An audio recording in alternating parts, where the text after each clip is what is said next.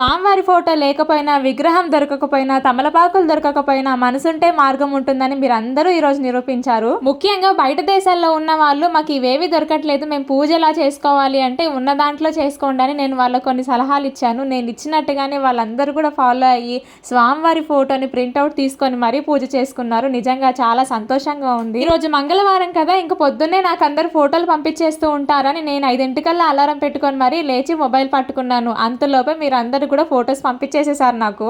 నిజంగా ఒక్కొక్కరు పూజ చేసుకున్న విధానం చూస్తుంటే కన్నుల పండుగగా ఉంది, అంత సంతోషంగా ఉంది, అంత మనసు తృప్తిగా ఉంది వాళ్ళ నాకు. పూజలో పెట్టిన ప్రసాదం పాలు ఏం చెయ్యాలి అని అడుగుతున్నారు. ఆ ప్రసాదం పాలని కూడా మీరిద్దరు అంటే వైఫ్ అండ్ హస్బెండ్ ఇద్దరు కూడా తీసుకోండి, బయట వాళ్ళకి ఇవ్వకండి. పూజలో పెట్టిన పిండి ప్రమిదలను నెక్స్ట్ డే ఏం చేయాలి అని అడుగుతున్నారు. వాటిని ఆవు కానీ పెట్టొచ్చు, లేదంటే పారే నీటిలో వేయచ్చు, లేదంటే పూల మొక్కల్లో చెట్లలో వేయచ్చు. కానీ మురికి ప్లేస్ లో, మురికి నీళ్ళలో మాత్రం అస్సలు వేయకండి. పూజ వీడియోస్ చూసిన తర్వాత కొత్త వాళ్ళు చాలా మంది ఈ పూజ వీడియో ఎక్కడుంది, ఎలా చేసుకోవాలి, ప్రాసెస్ ఏంటి, ఫుల్ వీడియో ఎక్కడుందని అడుగుతున్నారు. ఫుల్ వీడియో అయితే నా ఛానల్లో ఉంటుంది.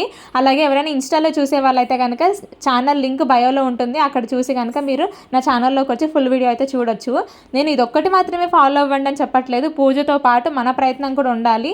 దానికి తోడుగా సీడ్ సైక్లింగ్ డైట్ ఫాలో అవ్వండి, మంచి రిజల్ట్ వస్తుందని చెప్తున్నాను. అందరు కూడా నమ్మకంగా స్వామివారి పూజతో పాటు సీడ్ సైక్లింగ్ డైట్ కూడా ఫాలో అవుతున్నారు. మీ అందరికీ కూడా మంచిగా రిజల్ట్ రావాలని మనస్ఫూర్తిగా కోరుకుంటున్నాను.